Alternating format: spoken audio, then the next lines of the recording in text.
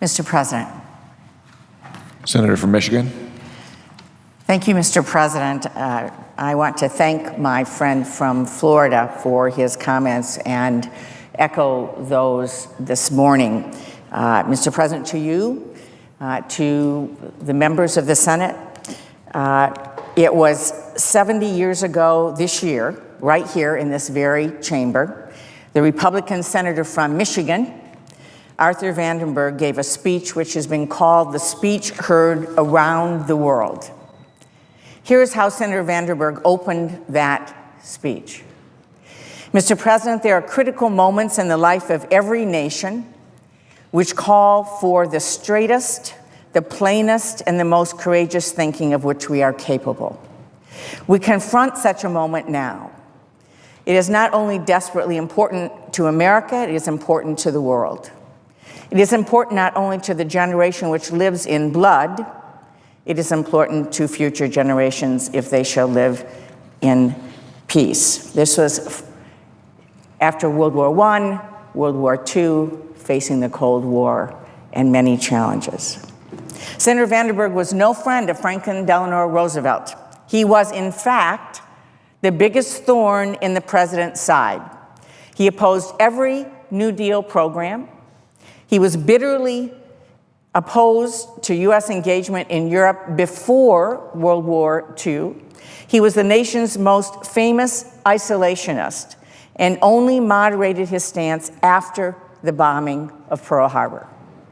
But 70 years ago, Senator Vandenberg spoke on the floor of the Senate to warn his colleagues about what would happen if the United States of America allowed partisan politics to interfere in our nation's leadership in the world.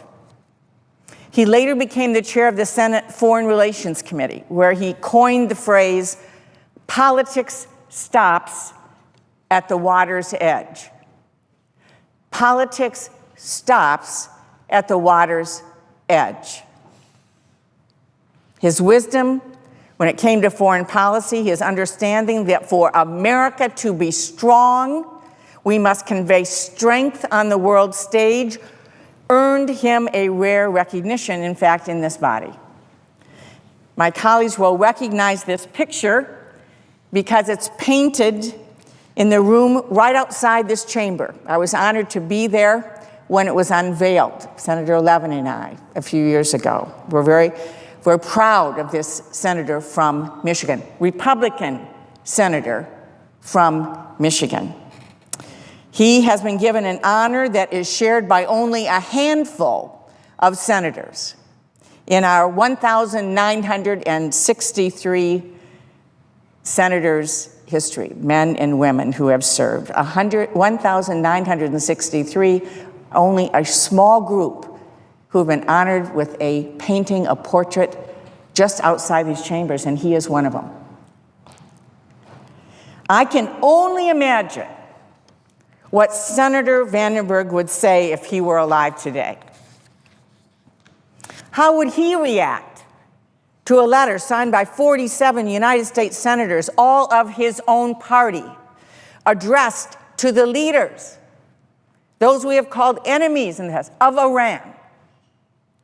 How would he react to members of the United States Senate empowering Iranian hardliners, those that we have called enemies time and time again, just to score political points against a president that they do not like? To be clear, Senator Vandenberg loathed President Roosevelt, and by all accounts, the feelings were mutual. Senator Vandenberg was no model of bipartisanship himself.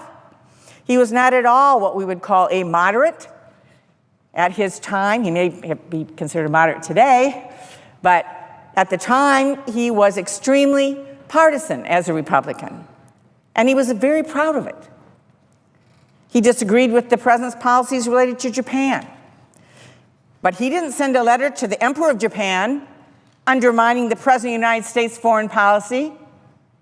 He disagreed with the president's policies related to Germany, but he did not send a letter to the Chancellor of the Third Reich. expressing his disagreements with the President of the United States. To be clear, one of the great things about America is that we can and should and must disagree with the president when we disagree with directions and policies.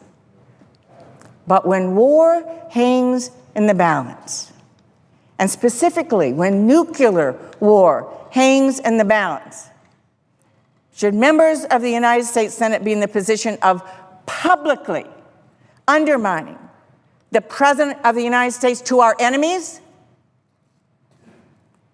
I do not believe Senator Vandenberg would have become pen pals with a group of extremists whose stated goal is death to America.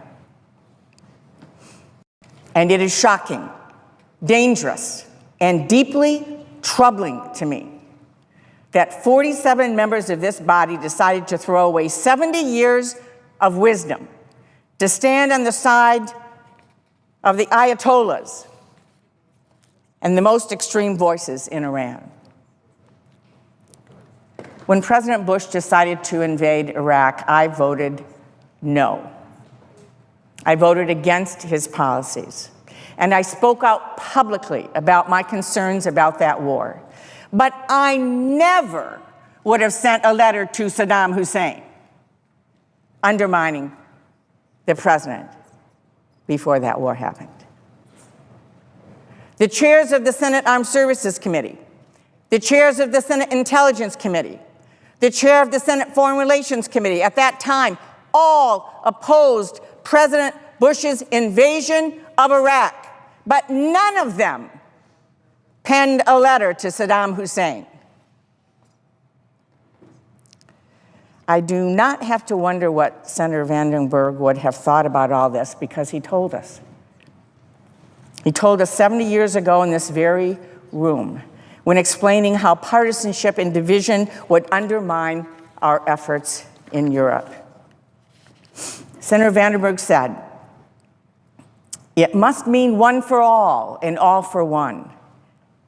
And it will mean this unless somewhere in this grand alliance, the stupid and sinister folly of ulterior ambitions shall invite the enemy to postpone our victory through our own rivalries and our own confusion." And so, Mr. President, I urge my colleagues to hear the words of the Republican senator from Michigan, Arthur Vandenberg. I urge them to stop the politics at the water's edge. We are talking about the possibility of a nuclear Iran. We all agree that must not happen. We all agree that must not happen. We all agree that must not happen. We must stand together with the smartest, most effective strategy to make sure that does not happen. Which is even more reason why this is not the time or place to score political points against the president of the opposite party. This is deadly serious for the United States, for Israel, and for the world.